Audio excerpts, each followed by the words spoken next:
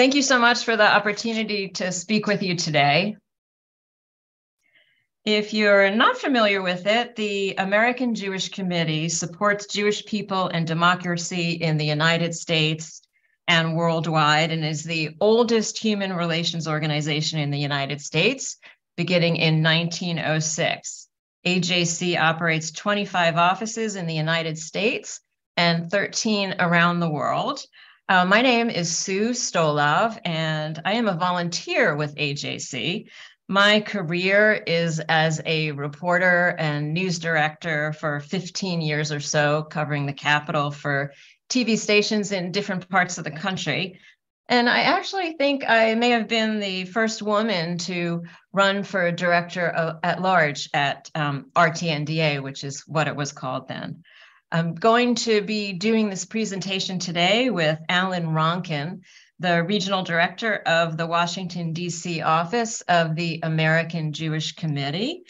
Alan is a Jewish professional communal leader who has been involved in Jewish community relations for nearly 30 years. And in that capacity, he's worked in Los Angeles, Cleveland, Seattle, and Boston. And he focuses on relationship building and policy development. And we're both glad to be here today. I want to share with you why I started doing these presentations. I was in my car listening to the local all-news station where I live, and I remember I was stopped at a red light when I heard this story. And it occurred to me that the reporter probably didn't realize that the word globalist, while it can be used many ways, it's often an anti-Semitic trope that implies Jews run the world, and thus the Democratic Party is run by Jews. And that Becky was repeating what white supremacists often say, and that Pittsburgh actually is a hotbed of such groups. The idea of a Jewish globalist was embedded in the core ideology of Nazism. Hitler often portrayed Jews as international elements who conduct their business everywhere. Today, globalist is a coded word for Jews who are seen as international elites conspiring to weaken or dismantle Western society, using their alleged international connections and alleged control over big corporations. As we will discuss later in this presentation, conspiracy theories are what makes anti-Semitism different from other forms of bigotry. So together, Alan and I have been giving these presentations to news organizations across the country to increase understanding of anti-Semitism and the Jewish community. If you walk away with three things today, I hope it will be an understanding of anti-Semitism so that you can recognize it, how it impacts your local community and the country, and what it is helpful to know to cover it. It helps before learning about anti-Semitism to learn a little bit more about the Jewish community. As you know, people think anti-Semitism is about a religion, but actually it's about a people. The Jewish community is a people. Many Jews practice Judaism and some do not. So it's not quite a religion because one can be Jewish regardless of observance. One can be an atheist and still be Jewish. Jews are not a race because you can convert in, and race is a construct anyway. Some Jews are just culturally associated with Jewish traditions and others are not. So Jews are a people. The word Jew actually comes from the word Judea, which is the ancient name for Israel. And you can hear this in other languages as well, Juda in German, Judea in Spanish. You can see from the slide that Jews are not only white European Ashkenazi, which is what I am, that's my family in the upper right, but Black Jews from Ethiopia, brown Jews from India, Sephardic and Mizrahi Jews from North Africa and Turkey and Iran. I have a neighbor whose family is from Aleppo. They moved to Egypt seeking a better life. And in 1948, they were one of 900,000 Jews who became refugees after being expelled from Arab countries. Many Jews feel that government forms that ask if you're Black or white actually do not have a category for them. You've heard, I'm sure, that the accusation today that all Jews are white, privileged, and powerful, but that is actually not the case when you look at the diversity of Jewish life. Worldwide, Jews are a small group, only about 15 million people, accounting for 0.2% of the world's population. Before the Holocaust, there were 16.5 million Jews.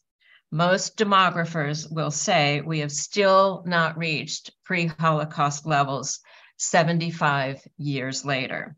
About half of all Jews live in Israel, and about half live in the United States.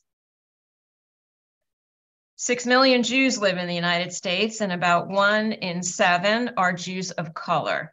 Jews live in every state in the country. About half of American Jews live in smaller communities, and half are located in the larger metro areas that you see listed there. Taking a look at the United States, you can see how the Census Department and Pew break down the population and religion percentages so that you can have some basis for some comparison. So as we just saw, Jews make up just under 2% of the United States population, but they account for 51% of reported religiously motivated hate crimes. And this year, because of changes the FBI made to their system, officials say these figures are very underreported because many law enforcement agencies actually don't file hate crime reports. In fact, thousands of police departments do not collect hate crime information and don't report it to the FBI, despite the fact that federal legislation has been passed to encourage reporting. It kind of leads you to wonder, how seriously hate crimes are taken in many communities. Where I live in Montgomery County, Maryland, the police department does a stellar job of reporting bias incidents.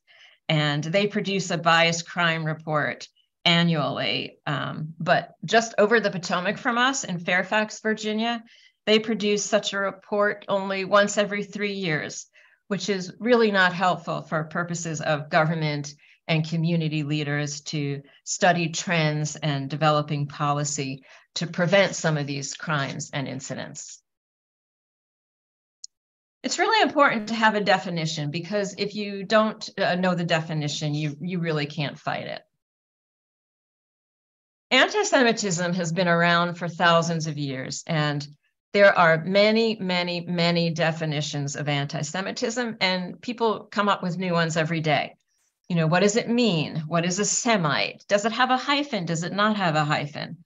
Why are we even using a word invented in the 1800s by an anti-Semitic German writer who wanted to create a sophisticated sounding word for Jew hatred? Why don't we just call it that? If you go to Amazon, and you type in anti-Semitism, there are 7 pages of books with the word anti-Semitism in the title or the subject of the body of the book. Each page has about 50 books on it. And each of these books, there is a different definition of anti-Semitism. 15 years ago, the Bush Education Department decided they needed to define anti-Semitism. They decided they didn't have the time or the manpower to reinvent the wheel, so they decided to use the most widely used definition in the world. This definition was created by many different countries, including the United States. The definition has been formally adopted by 37 countries, 27 US states, and the District of Columbia, either through proclamation, executive order, or legislation. It's been adopted by every administration since 2015, and it's meant to be a guide. That's why it's called the Working Definition of Anti-Semitism.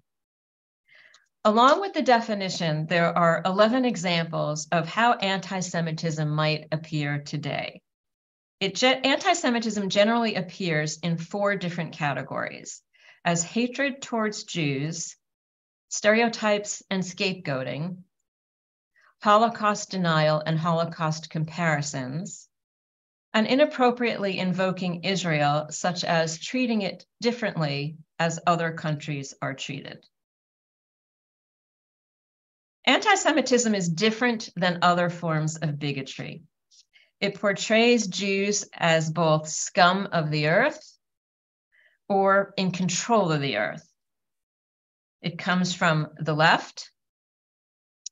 It comes from religious extremists, and it comes from the right.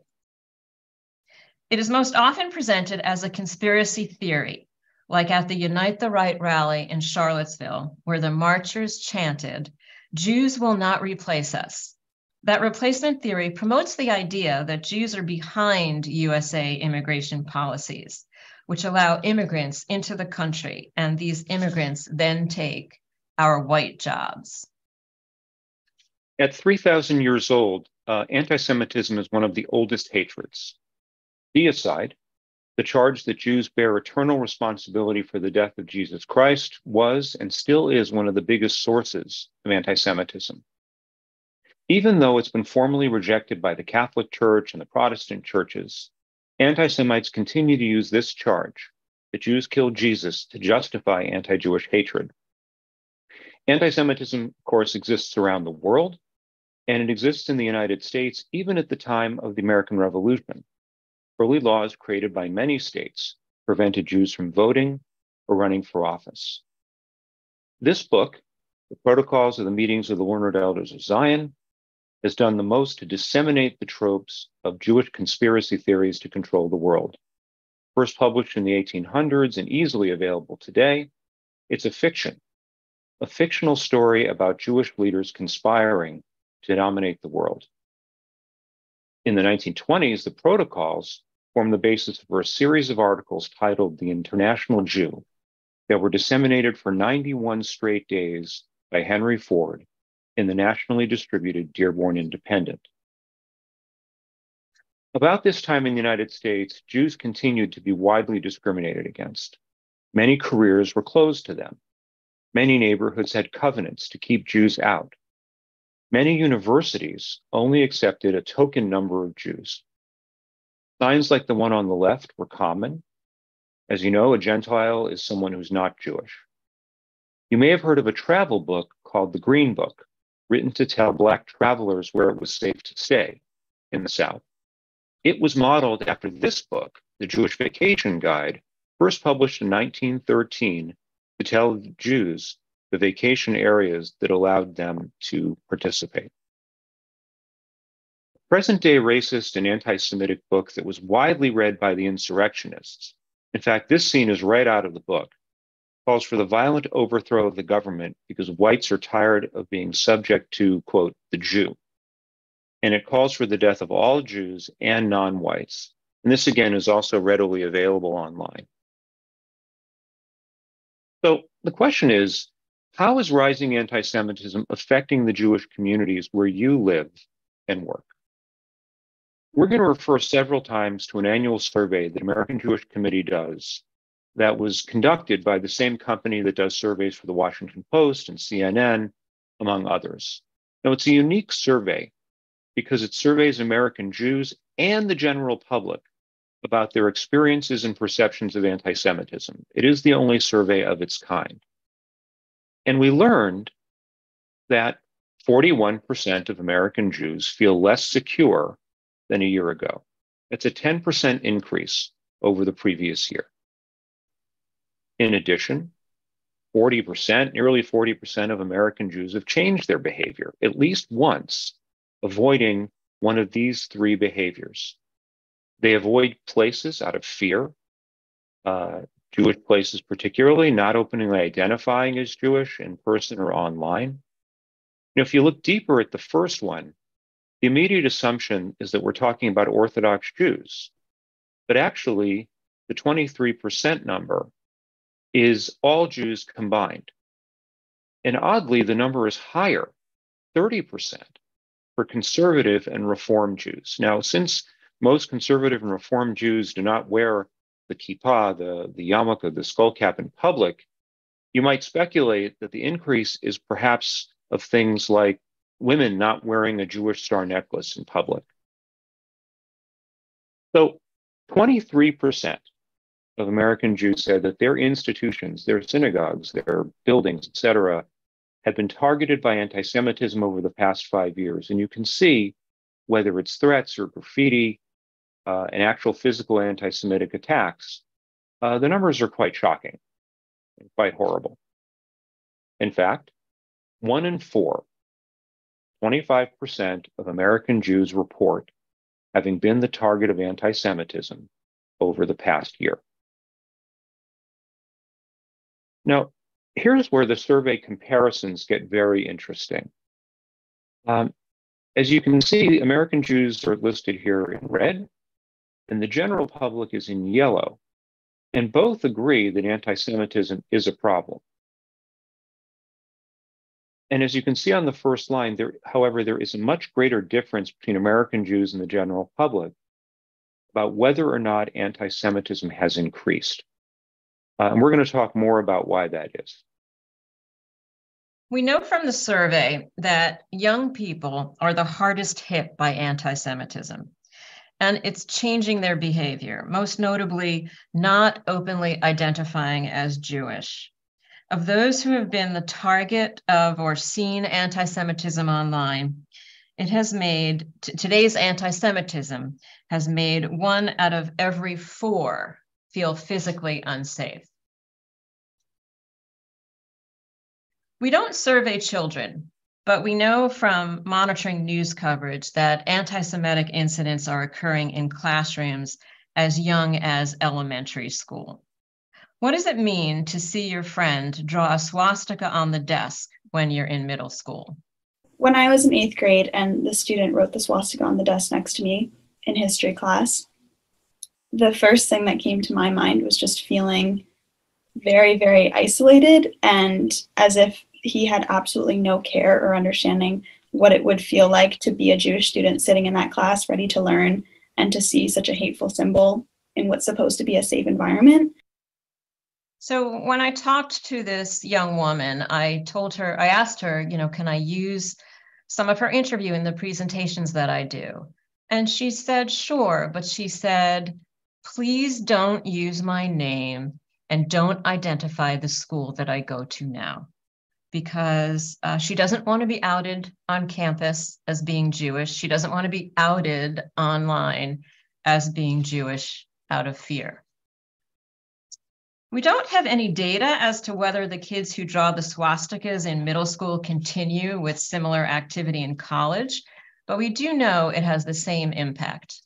You have to think about the motives of why would someone put a swastika on a Jewish student's door. It's not, it's not a show of endearment, obviously. It's not even, some passing vandalism. It's meant to intimidate. It's meant to remind that Jewish student of the horrors that the Jewish people have gone through, not just, over the course of history, but, really in recent history and even in recent memory for many people who are still alive, and for the family members of us Jews and of that student.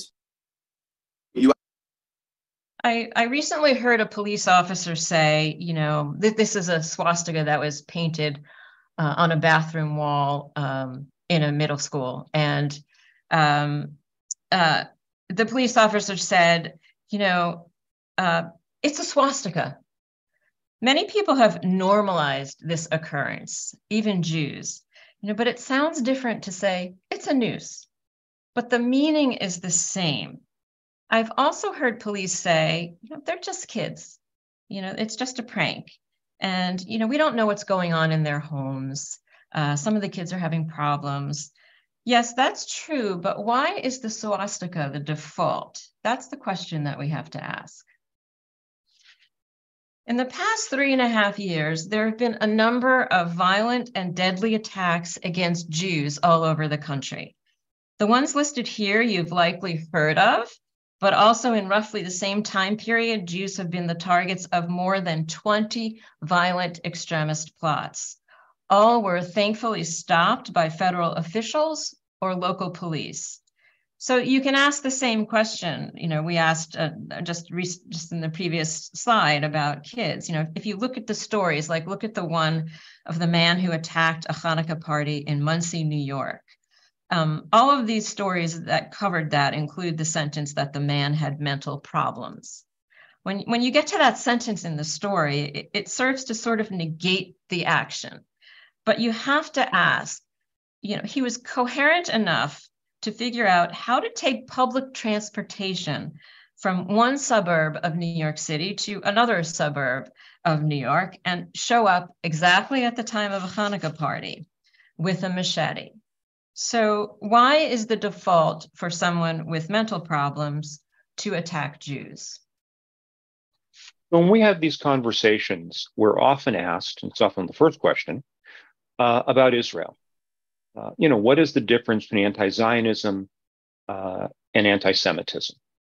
And this is where much of the anti-Semitism from the left comes from.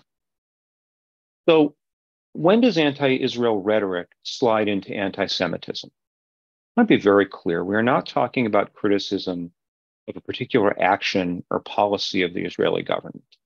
All government actions are appropriate for critique, and that critique in this country is protected by the First Amendment. I always tell the same joke when I'm doing these presentations. I ask, what do you call someone who's critical of Israel? You call them an Israeli. As an Israeli, they criticize their governments all the time. And as you can see from what's going on over there now with the protest movement in the streets, Israel has a robust and feisty free press where issues are debated all the time. So when do they slide into anti-Semitism? They slide into anti-Semitism is when anti-Semitic tropes about Jews or Israel linked to money, influence, Nazism, dual loyalties, or denying Israel's right to exist as a Jewish and democratic state. And finally, when American Jews or any Jews outside of the country are scapegoated, viewed as a representative of Israel itself. Now, 9 of 10 Jews and non-Jews believe that the statement that Israel has no right to exist is anti-Semitic. This belief cuts across differences of race, religion, political affiliation. In fact, 90% of whites, Blacks, Hispanics, Catholics, Protestants, atheists, Democrats, and Republicans, according to our survey, agree on this statement. And in fact, the vast majority of those who self-reported as progressive also agree. So be aware that anti-Semitism is increasing. Start with education and awareness. Become familiar with the mainstream, bipartisan, and most common definition of anti-Semitism and examples of how it might appear. Learn about the different tropes so you can recognize if stereotypes or tropes are purposefully being used. One of the resources we're going to provide is a link to this online glossary called Translate Hate, produced by the American Jewish Committee. Inside of it, it contains examples of tropes, their history, and how they are commonly used. And you can see from this one how these tropes have been around for centuries. This is the one about greed. The first illustration on the left is of Jewish bankers in the 13th century. Jews in most of these old illustrations are often portrayed with pointy hats and big noses. This London mural in 2012 is a mural of Jews controlling the world out of greed. And you can see they have lost the pointy hats, but still are portrayed with the big noses. And then an example of a more current political ad closer to today. Get to know your local Jewish community. What are they like? Are they mostly secular? Are they mostly Orthodox? The American Jewish Committee has 25 offices across the country and would be happy to put you in touch with someone locally, even if it's not near one of their offices. In areas of the country that are more populated, like where both Alan and I live, going to synagogue is much like going to the airport. With security at the door, we have a policeman there anytime there are people in the building, and he has a visible gun. And at the largest synagogue in our city, you have to go through metal detectors and have your purse or backpack searched in order to go into the synagogue. Ask yourself, what is the narrative being conveyed, and does it highlight the offensive nature of the incident? Many American Jews believe anti-Semitism is taken less seriously than other forms of hate and bigotry, and here are some examples as to why they might feel that way. This county, like many across the country, was reacting to the horrific shooting in Buffalo. Yet Jews were left out of the sentence expressing concern for all minorities, despite the fact that the shooter's manifesto had 33 pages ranting against Jews. And that in Maryland, the county where this news release is from, there are more bias incidents against Jews than any other minority except Blacks. This was an instance of anti-Semitic graffiti. 1488 is a combination of two popular white supremacist numeric symbols. 14 is shorthand for protecting the future for white children, and 88 stands for Hitler. Yet the elected official who responded to the anti-Semitism online had no mention of anti-Semitism and the fact that graffiti was targeting the Jewish community. Take a look at what the headline is that's being considered and think about whether or not it's highlighting the offensive nature of the incident. When getting reaction from the Jewish community, learn about the group you're interviewing. Are they a mainstream group or are they a fringe group? Incidentally, just because an organization has Jewish in the title doesn't mean it represents mainstream Jews. Understand that anti-Semitism comes from the right, from the left, and for religious extremists. You know, sometimes it's obvious.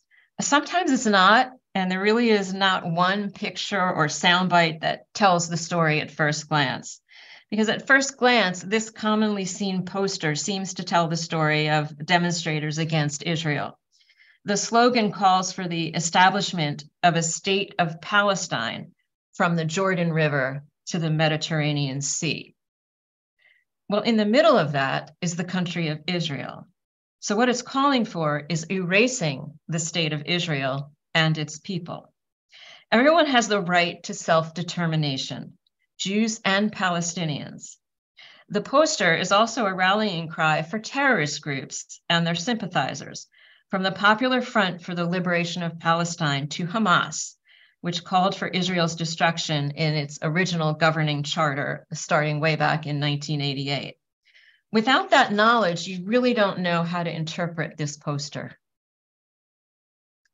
Challenge anti-Semitism and hold leaders accountable when something seems not right based on what you have learned. Be mindful of Holocaust denial and trivialization, using anti-Semitism or Holocaust denial for political gain, and how that impacts the Jewish community. Do you cover Jewish American Heritage Month in May?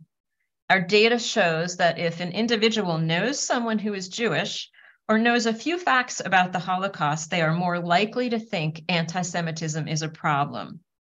Recognize the Jewish community and share their culture and food and music and accomplishments so that we can get to know one another better. And finally, understand the impact to society of anti-Semitism. Each one of these dots represents a group that is anti-Semitic in the United States. The Southern Poverty Law Center tracks extremist groups, and that's what these dots are. And the SPLC says that anti-Semitism undergirds and unites all of the different extremist groups, whether they are anti-Black, anti-immigrant, or anti-LGBTQ. They all share the commonality that they are anti-Semitic. So much so that the Southern Poverty Law Center doesn't think we will get rid of racism against the Black community without getting rid of anti-Semitism first. An article in the Atlantic magazine recently explained that anti-Semitism has disastrous consequences for society because people who embrace conspiracy theories to explain their problems actually use the ability to rationally solve them themselves. They lose the ability to understand financial systems. They lose their ability to understand how voting and government works and to understand whether or not they can have impact on that. And they don't understand the news media and reporting.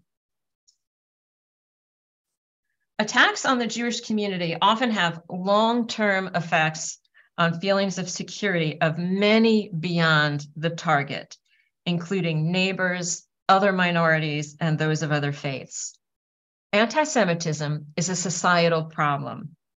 Just like we wouldn't ask the Black community to solve the problem of racism, we can't ask the Jewish community to solve anti-Semitism. Southern Poverty Law Center Senior Fellow Eric Ward very succinctly explains why anti-Semitism is a problem for everyone because of its effect on democracy. As I mentioned, Alan and I have been giving these presentations to news organizations across the country to increase understanding of anti-Semitism and the Jewish community. We would be glad to do such a presentation. We, of course, do these at no charge for your newsroom or for your region. And we're happy to do a few of them in the day so that all the reporting staff could participate in it when they're in the newsroom. And we hope you'll use us as a resource when there's a breaking anti-Semitism story in your community, or if you simply have any kind of question. We thank you very much again for the attention you're giving to the problem of anti-Semitism.